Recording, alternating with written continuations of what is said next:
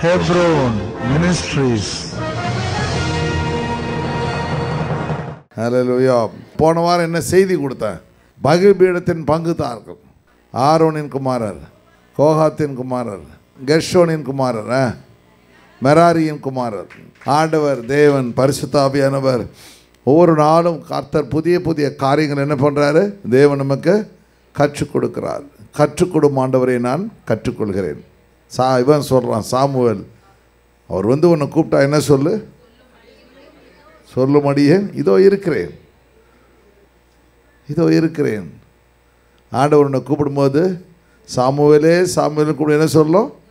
இதோ இருக்கிறேன், அடி என்று இருக்கிறேன் அப்படி சொல்லு, உனக்கு எல்லாவற்றையும் அவர் சொல்லுவார். அதுபோல் ஃப்யூச்சர் காரியங்களாம் சொல்கிறார் பாருங்க ஆண்டவர் தேவன். ஹல்லேலூயா.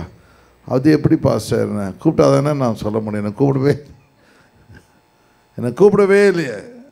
கொரட்டை விட்டு தோகணும் கூப்பிட மாட்டார். ஆண்டோட ஜெபம் பண்ணி பார்த்தீங்கன்னா கட்டாயமாக கூடுவார். ஏதாவது ஒரு டைம் கூடுவார். 11, 12, 1, 2 நீங்கள் டக்குன்னு உங்களுக்கு ஃப்ரெஷ் ஆகுதுன்னா தூக்கம் வரலன்னா அர்த்தம் ஆண்டவர் ஒன்று கூப்பிட்றாருன்னு அர்த்தம். போயிட்டு டக்குன்னு முழங்கால் போட்டு என்ன ஆண்டவரேன்னு கேட்டிங்கன்னா ஆண்டு சொல்லு இதோ இருக்கிறேன் அப்படின்னு சொல்லி 4 டைம் சொல்லி பாருங்கள். 5ஆம் டைம் உங்களோட தேவன் பேசுவார். ஹல்லேலூயா. தேவன் நமக்காகவே ஒவ்வொரு நாளும் காரியங்களை செய்ய வல்லமை உள்ளவராய் இருக்கிறார். போன வாரங்களில் நம்ம பார்த்தது போல் ஆண்டவர் ஒரு குடும்பத்தை ஆண்டவர் என்ன பண்ணுறார்? தனக்கென்று, தன்னுடைய ஊழியத்திற்கென்று, தன்னுடைய திட்டத்திற்கென்று, தன்னுடைய தரிசனத்துக்கென்று ஆண்டவர் என்ன பண்ணுறார்? தேர்ந்தெடுக்கிறார். அருமையான ஆரோன் குடும்பத்தை தேவன் தேர்ந்தெடுக்கிறார். ஆரோன் குடும்பத்தில் எத்தனை பேர் இருக்காங்கன்னு சொன்னேன்? 4 பேர். யார் யார் அவங்க? Nadab, Abihu, Eleazar, Ithamar. நாதாபதி மறித்து போயிடுறான். எலியேசர், இத்மாரும் அந்த ஊழியத்தை செய்கிறாங்க. இவனுடைய ஆரோனுடைய ஒய்ஃப் பேர் என்ன? Very good, Elisabeth. ஆரோனுடைய ஒய்ஃப் பேர் எலிசபாத். ஆரோனுடைய அப்பா அம்மா பேர் என்ன? அம்ராம். எவ்வளோ கத்த தெரிஞ்சுக்கிறோம் பைபிள் ஸ்டடியில் வந்து போகுது சர்ச்சு. ஆண்டவர் எவ்வளோ ஆண்டவர் கற்றுக் கொடுக்கின்றார். ஆண்டோட இதான் ஹிஸ்ட்ரி.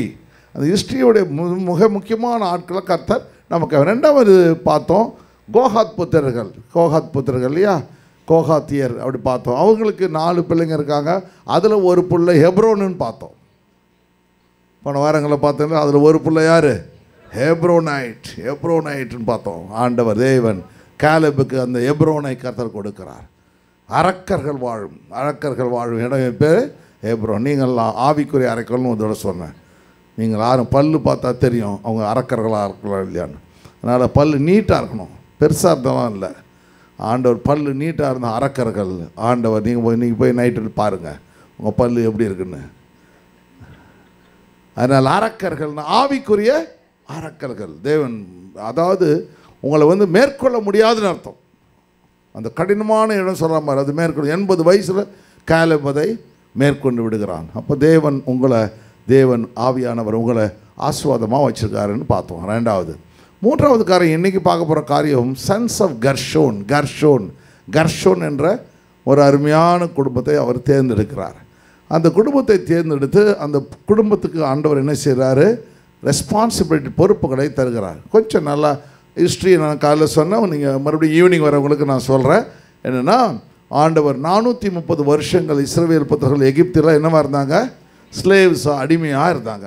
அவங்கள கர்த்தர் என்ன பண்ண 40 வருஷங்கள் வனாந்தரத்தில் வழிநடத்துகிறார். அப்போ ஆண்டவர் யோசிக்கிறாரு, இவர்கள் வந்து அப்படியே வழிநடத்தினா அவர்களுக்கு வந்து இன்ஸ்ட்ரக்ஷன் கொடுக்க முடியாது, அவங்கள டிசிப்ளின் பண்ண முடியாது. அதனால் நம்ம என்ன பண்ணுவோம்? ஒரு மொபைல் சர்ச்சை உருவாக்குவோம். அதான் ஆசரிப்பு கூடாரம். ஒரு இடத்துலேருந்து இன்னொரு இடத்துக்கு போகிறது மொபைல் கோர்ட்டு எல்லாம் இருக்குது பாருங்கள். அதுபோல் மொபைல் சர்ச்சை ஒன்று உருவாக்குவோம். அந்த வனாந்தரத்தில் உருவாக்குவோம். அதை வந்து உருவாக்கி நாம் அடிக்கடி போய் அங்கே இதான் மொபைல் சர்ச். அந்த நாளில் இருந்த பழைய ஏற்பாடு நாட்கள் நம்ம நிறைய முறை பார்த்துருக்கோம். Mobile search. அந்த மொபைல் சர்ச்சில் அங்கே பார்க்கும்பொழுது ஒருத்தவன் ஆட்டை கொண்டு வரான். அதை வந்து அவனை டெஸ்ட் பண்ணுறானுங்க. அந்த பக்கம் பாருங்கள், ரைட் ஹேண்ட் சைடு கொஞ்சம் ரைட்டு அதை வந்து செக் பண்ணுறானுங்க. பழுது இருக்குதா? ஸ்பாட்லெஸ் எடுக்கிறானுங்க. பழுது இருக்குதான்னு சொல்லி செக் பண்ணி பார்த்துட்டு அதுக்கப்புறம் அதை வெட்டி என்ன கண்ணை துண்டமாகவே அதை கழுவி வெட்டி பிறகு என்ன செய்கிறாங்க? கொண்டு போது அதை தகனிக்கிறாங்க. அதை கொண்டு போய் நெருப்பில் போட்டு அதை தகனிக்கிறாங்க. அந்த அப்படியே எரிஞ்சு பஸ்மமாக மாறும்பொழுது அப்போ அதில் இருக்க இது இருக்குது, என்ன இருக்குது, அதோடைய இருக்க அக்னியை இருக்குல்ல, அந்த அக்னியை எடுத்து தூப கலசத்தில் போட்டு அதை எடுத்துகிட்டு போயிட்டு மகா பரிசுத்தலத்தில் கொண்டு போயிட்டு அதை அசைவாட்டுகிறார்கள்.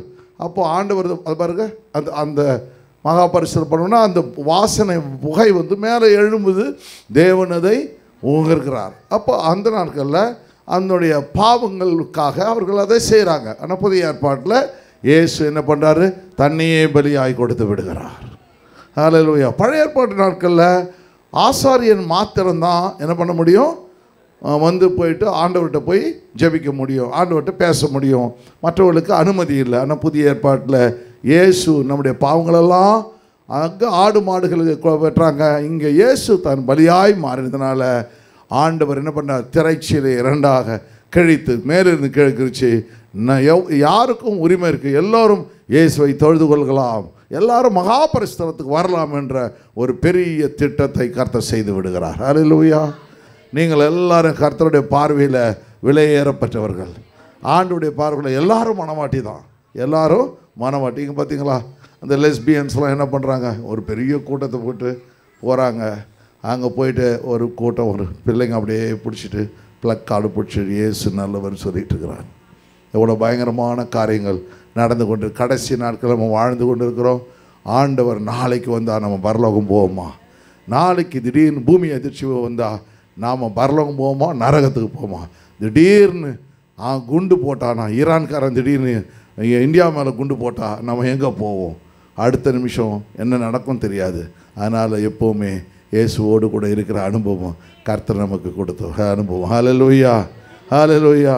வாசனம் வாசிங்க, 4ஆம் வசனத்தில் 4ஆம் அதிகாரத்தில் நம்பர்ஸ் 22 வாசிங்க.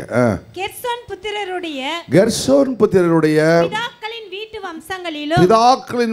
வம்சங்களிலே ஆசாரிப்பு கூடாரத்திலே பணிவிடை வேலை செய்யும் சேனைக்கு உட்படத்தக்க 30 வயது முதல் 50 வரைக்கும் உள்ள எல்லாரையும் எண்ணி தொகை ஏற்றுவாயாக. பணிவிடை செய்கிறதிலும் சுமக்கிறதிலும் கெர்சோன் வம்சத்தாரின் வேலையாவது. கெர்சோன் வம்சத்தின் வேலையாவது. கர்த்தர் சொல்றாரு, அவருடைய வீட்டு வம்சத்தில் அவருடைய ஃபேமிலியில் என்ன செய்ய வேண்டுமா, ஆசரிப்பு கூடார வேலை செய்வதற்கு, சுமப்பதற்கு, சர்வீஸ் பண்ணுறதுக்கு என்ன பண்ணணும், 30 வயசுக்கு உட்பட்டவர்கள், 30லேருந்து 50 வயசுக்கு உட்பட்டவர்களை என்ன பண்ணணும்னா தொகையிடுவாயாக, சென்சஸ் நம்பர் பண்ணுவாயாக அப்படி சொல்கிறார். ஒரு பிள்ளை வந்து இப்போ குடும்பத்தில் பிறக்கிற பிள்ளைகள் 30 வயசு வந்தவுடனே அவர்கள் என்ன பண்ண வேண்டும், தேவனுடைய ராஜ்யத்தை குறித்த ஒரு சிந்தனை உள்ளவர்களாக இருக்க வேண்டும் என்று ஆண்டவர் இந்த அருமையான வந்து காரியத்தை சொன்னாலாம். ரொம்ப சின்ன வயசுலேயே ஊழியத்துக்கு வந்துட்டேன், ரொம்ப சின்ன வயசுலேயே வந்துட்டேன், ஆண்டவர் 10வது படிக்கும் போதே ஊழியத்துக்கு வந்துட்டேன். ஒரு சில பேருக்கு 30 வயசு தான் கடைசி. அந்த இடத்துல ஆண்டவர் என்ன பண்ணார், அவர்களை கர்த்தர் அவர்கள் ஊழியத்தில் உபயோகப்படுத்துகிறார். அதனால் அந்த 30 வயசு வர மெச்சூரிட்டி வந்துடுச்சுன்னு சொல்கிறான். மெச்சூரிட்டி வந்துடுச்சு. அந்த மெச்சூரிட்டியில் வந்து அவர்கள் எதை திங்க் பண்ண வேண்டுமோ சரியாக திங்க் பண்ண வேண்டும் என்று உலகம் சொல்கிறது. சரி, ஆண்டவர் அப்போ அவங்க என்ன செய்யணுமா, அவர்கள் வந்து பணிவிடை செய்யணும், பிறகு என்ன செய்யணும், அந்த ஆசரிப்பு கூடார வேலைகளை சுமக்க வேண்டும், பேர்டன் அவர்களை சுமக்க வேண்டும். பார்த்தீங்கன்னா நம்ம வீட்டில் எல்லாம் என்ன பண்ணுறீங்க, ஹஸ்பண்ட் வேலைக்கு போகிறாரு, போயிட்டு வீட்டில் போய் வேலைக்கு போயிட்டு வந்து சம்பாதிச்சு கொண்டு வந்து வீட்டில் மனைவி கையில் கூடாது. மனைவி என்ன பண்ணுறாங்க, குக் பண்ணுறாங்க, பாத்திரம் துலகிறாங்க, துணி துவைச்சி போடுறாங்க, எக்கச்சக்கமான வேலைகளை இவர்கள் ஒரு சில பிள்ளைகளை பராமரிக்கிறாங்க, ஸ்கூலுக்கு அனுப்புகிறாங்க இல்லையா, அதுக்கப்புறம் அவர் போய் ஃபீஸ் கட்டுறாங்க, எல்லா காரியங்களும் அவர்கள் செய்கிறத பார்க்க முடியுது. அப்போ அந்த பேர்டன் அவர்கள் என்ன பண்ணுறாங்க, இந்த உலகத்தில் இருக்க அத்தனை பேர் என்ன பண்ணுறாங்க, அவர்கள் என்ன பண்ணுறாங்க, அவர்கள் சுமை அவங்களுக்கு கொடுக்கப்பட்ட அந்த காரியங்களை அவர்கள் பொறுப்பாய் செய்கிறத பார்க்குறோம். ஆனால் தேவனுடைய பிள்ளைகளுக்கு கிறிஸ்துவ குடும்பம் என்ன செய்யுது, அதற்கு மேலே ஒன்று செய்து வீட்டில் வேதம் வாசிக்கிறது, பாட்டு பாடுறது, தேவனை ஆராதிக்கிறது, சபைக்கு வருவது ஆண்டவர் கொடுத்த பெரிய ஆண்டவர் பொறுப்பாய் கர்த்தர். பழைய ஏற்பாட்டில் என்னென்னலாம் கர்த்தர் செய்தாரோ அவற்றை எல்லாம் புதிய ஏற்பாட்டிலே நிறைவேற்றுகிறார். எதெல்லாம் பழைய ஏற்பாட்டில் நிறைவேற்ற முடியவில்லையோ அவற்றை எல்லாம் என்ன பண்ணுறாரு, புதிய ஏற்பாட்டில் என்ன பண்ணுறாரு, நிறைவேற்றுகிறார். ஹல்லேலூயா. நான் ஒன்று சொல்லிகிட்டு இருந்தேன், ஒரு குரங்கு இருக்குது, குரங்கு பார்த்துருக்கீங்களா, பாஸ்டர் வெரைட்டியாக பார்த்துருக்கேன் பாஸ்டர்னு சொல்கிறீங்களா? வெரைட்டியான குரங்கு பார்த்துருக்கேன் பாஸ்டர், நிறைய பார்த்துருக்கேன் பாஸ்டர் சொல்கிறீங்களா? சரி, நீங்கள் சொல்லுங்கள். அப்போ குரங்குக்கு முன்னாடி ₹1 கோடி வச்சுருங்க. குரங்குக்கு முன்னாடி ₹1 கோடி வச்சுருங்க. வாழைப்பழம் ஒரு 3 வாழைப்பழத்தை வச்சுங்க. அந்த குரங்கு எதை எடுக்கும்? எவ்வளோ கரெக்டாக சொல்லிக்கிறீங்க. அதுக்கு வாழைப்பழம் தான் எடுக்கும். அதுக்கு என்ன தெரியல, இந்த பணத்தை எடுத்துக்கிட்டால் வாழைப்பழம் கடைசியில் வாங்கிட்டே இருக்கலாம் தெரியாது. இந்த ₹1 கோடி எடுத்துக்கிட்டா வாழைப்பழத்தை எவ்வளோ சீப்பு வேணாலும் வாங்கலாமேன்ற தெரியாது. அது வாழைப்பழத்தை செலக்ட் பண்ணும். அதே போல் யாரை செலக்ட் பண்ணுன்னு சொல்லி நிறைய பேருக்கு தெரியாது. அல்லேலூயா. ஆண்டவரை செலக்ட் பண்ணிட்டா ஆண்டவர் எல்லாவற்றையும் கொடுப்பாது என்பதை உலகம் அறியவில்லை. அல்லேலூயா. எனக்கு அது வேணும், இது வேணும், அது வேணும், எல்லாம் வேணும். நீ ஆண்டவர்கிட்ட இருந்துட்டா அவற்றை எல்லாம் கர்த்தர் முதலாவது தேவனுடைய ராஜ்யத்தையும் நீதியின் எடுப்பின்பு யாவும் உனக்கு கூட கொடுக்கப்படும். ஆடட் அன்டு யூ அப்படின்னு போடப்பட்டிருக்குது. உனக்கு என்ன தேவையோ அவர் கொடுத்துருவார்.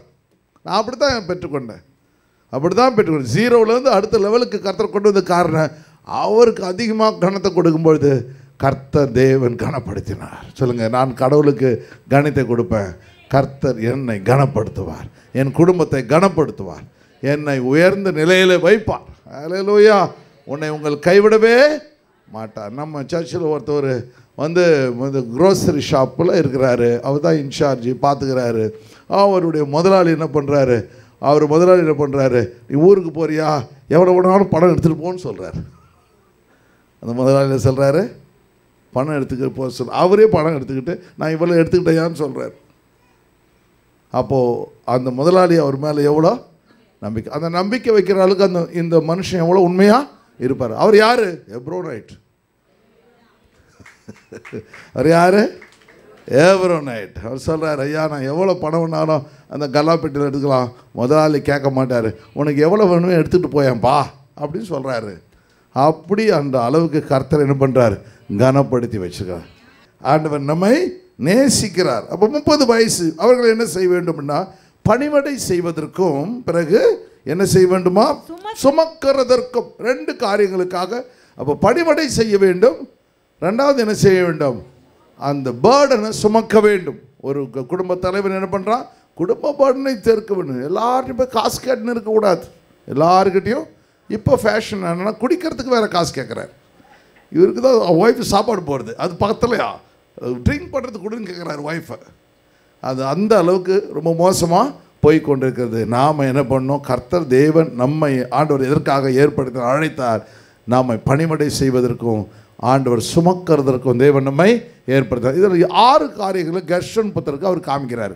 என்ன 6 காரியங்கள் பார்த்தீங்கன்னா, ஒன்று பார்த்தீங்கன்னா பராமரிக்க வேண்டும். குடும்பத்தை நீங்கள் எப்படி பராமரிக்கிறீங்களோ அதுபோல் அவங்க சபையை, அதாவது ஆசரிப்பு கூடாத டேபர்னக்கில் அவங்க என்ன பண்ண போடணும், கேர் எடுத்துக்கணும். நிறைய பேர் அதை செய்கிறீங்க. 2வது ப்ரொடெக்ஷன், அந்த சபையை பாதுகாக்க வேண்டும். இந்த கெர்ஷோன் புத்தருடைய வேலை என்ன, பாதுகாக்க வேண்டும், கவனிக்க வேண்டும். ஒரு அம்மா டெய்லி கரெக்டாக 8:30க்கு நம்ம சர்ச் மேலே கை வச்சு ஜெபம் பண்ணுது. நம்ம சர்ச் விசுவாசி டெய்லி என்ன பண்ணோம், அப்படியே கண்ணீரோட கரெக்டாக நீங்கள் என்ட்ரன்ஸ் வர பக்கத்தில் இந்த ஷட்டர் மேலே கை வச்சு ஜெபம் பண்ணோம். நான் எப்போல்லாம் ஆஃபீஸுக்கு 8:15 8 மணிக்கு வரும்போது அந்த அம்மாவை பார்க்கும்போது எனக்கு நல்ல சகுனம் போல் தோணுது. சில பேர் என்ன பண்ணுவாங்க, நல்ல சகுனம் பார்த்து பொண்ணை முன்னாடி வர வைத்து விடுவாங்க. சில பேருக்கு பூனை குறுக்க ஓடும் பாருங்க. இப்போ எனக்கு விசுவாசி வர்றது நல்ல சகுனம். அந்த அம்மா சகும்போது நான் சில டைமில் மிஸ் பண்ணுவோம். அதுக்குன்னே கொஞ்சம் ஸ்பீடாக வருவோம், குயிக்காக.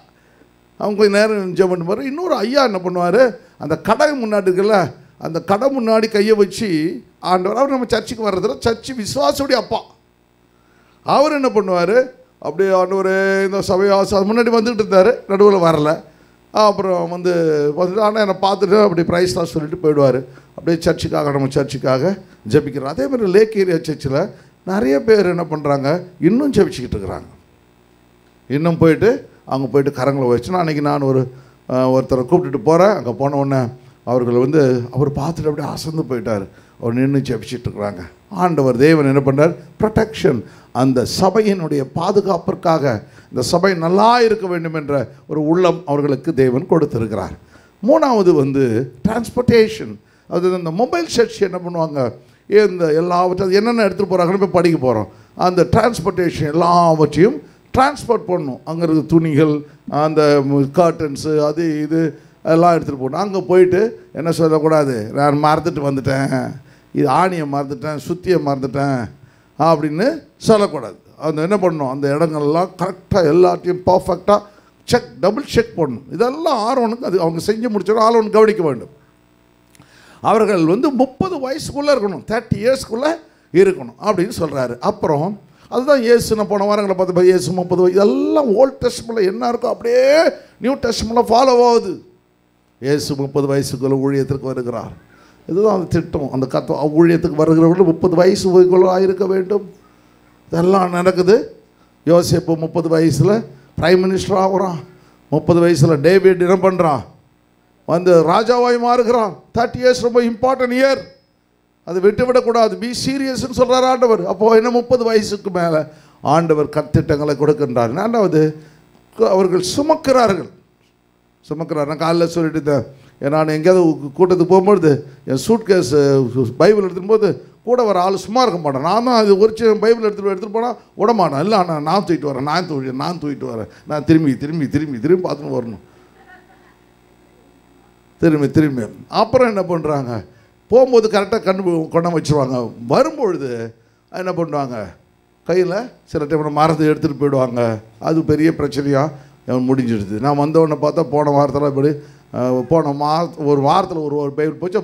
ஒரு 3 மாதத்துக்கு முன்னாடி ஒரு பைபிள் காணாமல் போச்சு. அப்போ அது 2வது தடவை வாங்கினவருக்கு பேர் தெரியல, நம்பர் தெரியல, காஞ்சிபுரத்தில் அது போயிடுச்சு. அதுக்கு முன்னாடி வாங்கின நல்லா தெரியும், அவர் சினாடில் இருக்கிறாரு. அவர்கிட்ட வந்து ஃபோன் பண்ணி கேட்டேன், இந்த பைபிள் என்கிட்ட இருந்துட்டோன்னே, அது ஆசீர்வாதம் இருப்பார், என்ன பண்ணுறது. சரி, அதுபோல் கேரியர்கள், அந்த சுமக்கிறவர்கள் கொண்டு வதை சேர்க்க வேண்டும், அதை சரியான இடத்துல சேர்க்க வேண்டும். அது ரொம்ப. அப்புறம் இவங்கெல்லாம் under the authority of Aaron and Ithamar. அந்த ஆசாரியனும் ஆசாரனுடைய பிள்ளைக்கும் அந்த சபை டேபர்னக்கிள் கீழ்ப்படுகிறது. ஆசாரனுடைய பிள்ளைகளுக்கு தேவன் அந்த சுதந்திரத்தை, அந்த இன்ஹெரிட்டன்ஸ், அந்த ஸ்லாக்கியத்தை, ப்ரிவிலேஜை கர்த்தர் கொடுக்கிறார். அதை அவர்கள் கீழே சபை ஆண்டவர் என்ன பண்ணுறாரு, அதை நடத்துகிறத 6 காரியங்கள் கெர்ஷோன் புத்திரருக்கு தேவன் என்ன செய்கிறாரு, அழகான. இதெல்லாம் அப்படியே நியூ டெஸ்டமெண்ட்டில் ஆண்டவர் அப்படியே இம்ப்ளிமெண்ட் பண்ணுறாரு. நியூ டெஸ்டமெண்ட் அதெல்லாம் ஓல்ட் டெஸ்டமெண்ட் ஒன்றும் ஃபாலோ பண்ணுவானா, விட்டுடலாம் அப்படின்னு சொல்லும்பொழுது இல்லை, ஆண்டவர் டோரா நல்லா தெரியும். பவுல் டோராவை குறித்து எழுதுகிறான். டோரானா 5 புத்தகங்கள், அதனுடைய பேஸ் அதுதான் ஃபவுண்டேஷன். நியூ டெஸ்டமெண்ட் என்ன சூப்பர் ஸ்ட்ரக்சர்னு சொல்லுவாங்க. அதுதான் இது ஷேடோ, இது ரியாலிட்டி. அப்போ ஆண்டவர் தேவன் இருப்பார். அப்படியே 4000 வருஷங்களோட ஹிஸ்ட்ரி அப்படியே 2000 வருஷத்தில் இயேசு மூலமாக நிறைவேற்றுகிறார். ஹல்லேலூயா. அங்கே ஆடு அடிக்கப்படுது, இங்கே இயேசு அடிக்கப்பட. பழைய டெஸ்டமெண்ட் படிக்காமல் நியூ டெஸ்டமெண்ட் பிரசங்கம் பண்ணவே முடியாது. ஹல்லேலூயா. சரி, இந்த 6 காரியங்களை நம்ம பார்த்தோம். இன்னும் கொஞ்சம் நம்ம சப்ஜெக்ட் போவோமா? இப்போ பார்த்துருவோம் எத்தனை பேர் அவங்க வேலை செஞ்சாங்கன்னு ஒரு மைண்டில் கொண்டு வந்தோம். அதில் பார்த்தீங்கன்னா மொத்தம் 22,300 பேர் பாருங்கள். இங்கே பாருங்கள், கெர்ஷோன் புத்திரர்கள் 7,500 பேர் ஆசரிப்பு கூடார வேலையில் வேலை செய்கிறாங்க. எவ்வளோ பேர்? 7,500 பேர் பாருங்க. அப்புறம் கோகாத் புத்திரரில் 8,600 பேர் எல்லாத்தையும் எழுதி வச்சுருக்காங்க பாருங்கள். ஒரு பேர் கூட விடலைங்க. யாரெல்லாம் ஊழியம் செஞ்சு அவங்க பேரெல்லாம் எழுதி வச்சுருக்கு. அவன் பேரெல்லாம் எழுதி வச்சுருக்கு. 6,000 வருஷத்துக்கு அப்புறம் படிக்கிறோம் நம்ம இதை, இல்லையா? 4-5,000 வருஷத்துக்கு அப்புறம் இதை படிக்கிறோம். 4,000 வருஷத்துக்கு பிறகு படிக்கிறோம். கோகாத்து, அப்புறம் மெராரி புத்திரர்கள். இன்னும் இந்த சந்ததிலாம் இன்னும் இருக்குது. அவங்களுக்கு தெரியும், எங்கள் தாத்தாவுடைய தாத்தா இதில் இருந்தாரே அவங்க சொல்லுவாங்க. அப்போது இந்த மெராரி புத்திரர்கள் 6,200, மொத்தம் 22,300 பேர் ஆசரிப்பு கூட 40 வருஷங்கள் அவர்கள் வனாந்தரத்தில் மொபைல் சர்ச்சை, அந்த நடமாடும் அந்த ஆலயத்தை இவர்கள் பராமரித்து வருகிறார்கள். அவர்கள் பெயர்கள் எழுதப்படும். இந்த 7 வருஷங்கள் இந்த சபையை கர்த்தர் எல்லா இடங்களிலும் நடத்தி சென்றார். இந்த 7 வருஷங்கள் யார் யாரெல்லாம் அந்த சபையோடு கூட இருந்தார்கள் என்பதை பரலோகம் ரெக்கார்ட் பண்ணி வச்சிருக்கு. அல்லேலூயா. உபத்திரவத்தில் யார் நின்றார்களோ அவருடைய பெயர்களை கர்த்தர் தேவன் எழுதி வைத்திருக்கிறார். இதான் என்கிட்ட ஆண்டவர் சொன்னார். நம்ம நிற்கிறோமா விட்டுட்டு ஓடிடுறோமா? பிசாசு என்கிட்ட சொல்கிறான், உனக்கு என்ன, நீ ஆர்கிடெக்சர் படிச்சிருக்கிற, அது படிச்சு உனக்கு எல்லாம் தெரியும், மறுபடியும் ஒரு ஃபோன் பண்ணால் எல்லா கஸ்டமரும் வந்துட போகிறான், நீ நினச்சா மறுபடியும் கோடி கோடியாக சம்பாதிக்கலாம், ஏன் இந்த சபையை கட்டி அழுகுற அப்படின்னு கேட்டான். அந்த சபையை கட்டி அழுகணுன்னு தான் ஆண்டவர் சொன்னார்னு. அதை ஏன் கட்டி அழுதுனா, அதை கட்டிட்டு அழுன்னு சொன்னார்னா தப்பாக சொல்கிறேன்னா என்ன? நான் அடிக்கடி என்கிட்ட வந்து பேசுகிறான், சும்மாவே இருக்க மாட்டான். அல்லேலூயா. சும்மாவே இருக்க மாட்டான், ஏதாவது ராங் ஐடியா கொடுத்துக்கிட்டே இருப்பான். ஒரு நாள் சொல்கிறான், இவ்வளோ பிரச்சனை இருக்கு, செத்து போயிடும் அப்படின்றான். செத்து போயிடுமா அப்படின்னா சொல்கிறான். அந்த அனுபவத்தெல்லாம் கொடுத்தான் அந்த 7 வருஷத்தில். நான் சொன்னேன், இல்லைடா, நான் அவனும் ஏன்னா அவன் மரியாதை கூடுவான், நான் தான் மரியாதை இல்லாமல் திட்டுவேன். நான் நினைக்கிறேன் அவனோட வயசில் மூத்தவனான்னு தெரில. நான் சொன்னேன், இல்லை, கர்த்தர் என் கூட இருக்கிறார். ஆண்டவர் எனக்கு ஒன்று சொல்லியிருக்கிறாரு, எதிர்த்து நில் பிசாசு ஓடி போவான்னு. நீ என்ன சொன்னாலும் எதிர்த்து நிற்போம் உனக்கு. ஏன்னா வேத வசனம் அப்படி தான் சொல்லுது. ஹல்லேலூயா. ரெசிஸ்ட் த டெவில்னு சொல்லியிருக்கு. You will flee from you. Yes, resist the devil. I will resist you. உன்னை நான் எதிர்த்து நிற்பேன். ஆண்டவர் தான் சொல்லி கொடுத்துருக்கிறாரு, வேற ஒன்றும் சொல்லி கொடுக்கல. கர்த்தர் தேவன் நமக்கு வெற்றியின் சுகத்தை கொடுப்ப வல்லமை உள்ளவராக இருக்கிறார். ஹல்லேலூயா.